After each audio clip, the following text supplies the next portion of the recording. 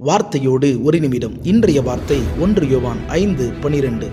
குமாரனை உடையவன் ஜீவனை உடையவன், தேவனுடைய குமாரன் இல்லாதவன் ஜீவன் இல்லாதவன். ஆம்பிரியமான தேவ பிள்ளைகளே, இந்த வசனம் நமக்கு ஒரு மிக முக்கியமான உண்மையை உரைக்கிறது. நித்திய ஜீவன் என்பது நம்முடைய செயல்களால் கிடைப்பதல்ல, இயேசு கிறிஸ்துவை உடையவர்களாக இருப்பதினால் கிடைப்பது. குமாரன் உடையவன் என்றால் இயேசுவை வெறுமனே அறிந்திருப்பது அல்ல, அவரை விசுவாசித்து இரட்சகராக ஏற்றுக்கொண்டு அவரோடு ஐக்கியத்தில் இருப்பது. இந்த உலகத்தில் பணம், பதவி, புகழ், சொத்து எல்லாம் இருந்தாலும் கிறிஸ்து இல்லை என்றால் உண்மையான ஜீவன் இல்லை. ஆனால் இயேசு நம் வாழ்க்கையில் வந்துவிட்டால் நமக்கு பாவ மன்னிப்பும் சமாதானமும் நித்திய ஜீவனின் நம்பிக்கையும் கிடைக்கிறது. ஆகவே பிரியமானவர்களே, நாம் நம்மை நாமே கேட்டுக்கொள்ள வேண்டும். என்னிடம் இயேசு இருக்கிறாரா? நான் ஜீவனுடையவனா இருக்கிறேனா என்று சொல்லி. இயேசுவை உடைய வாழ்க்கை தான் இன்றைக்கு உண்மையான ஜீவனுடைய வாழ்க்கை.